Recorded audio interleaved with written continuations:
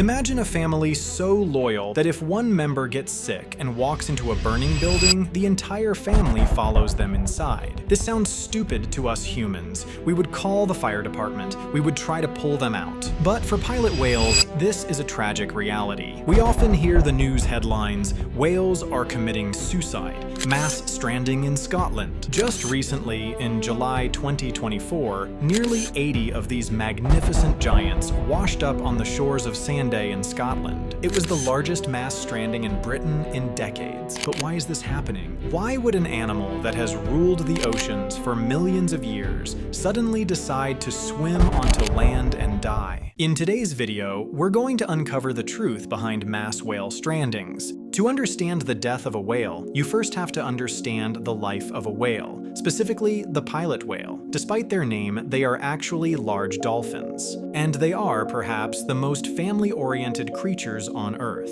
Their society is matrilineal. This means the grandmother, or the mother, is the boss. She is the leader. Where she goes, the pod goes. Now, imagine this leader is old. She gets sick, disoriented, or maybe she is chasing prey too close to the shore. If she makes a mistake and beaches herself, the rest of the family hears her distress calls. Instinct dictates that the pod must not abandon her. Even when rescuers manage to float a healthy whale back to deep water, it hears its family dying on the beach. Overriding its own survival instinct, it turns around and re-beaches itself. Their loyalty is literally lethal. It is their greatest strength in the deep ocean, fighting off predators together. But on a beach, it becomes their fatal flaw. But it's not just about loyalty, it's also about navigation. Whales use echolocation. It generally means use of sound as a form of navigation. It works perfectly in the deep ocean, where steep continental shelves reflect sound waves back clearly. But here's the problem. Soft, sandy, and gently sloping beaches are acoustic dead zones. When a whale sends out a sound wave toward a sandy slope, the sand absorbs the sound or reflects it poorly. And to the whale, no echo means open water. This is why places like Farewell Spit in New Zealand or Cape Cod in the USA are hotspots. They act as natural whale traps. The geography confuses their sensors. They think they are swimming into the deep, but they are actually swimming into the mud. By the time their belly touches the sand, it's too late.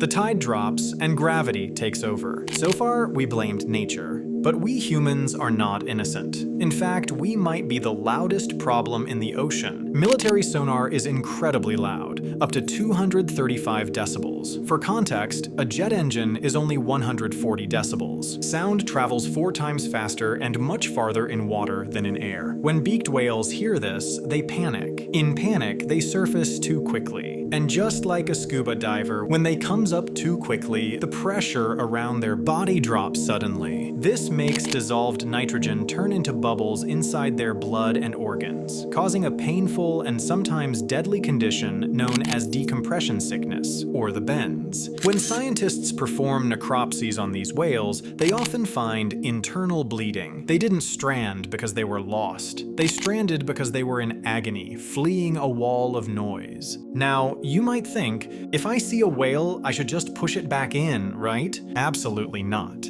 This is a common myth. A pilot whale can weigh 2 to 3 tons. On land, without the buoyancy of water, that weight crushes their internal organs. If you drag them, you rip their skin. Real rescue involves triage. Volunteers keep the whale wet to prevent sunburn. They dig trenches under the fins so the weight is distributed.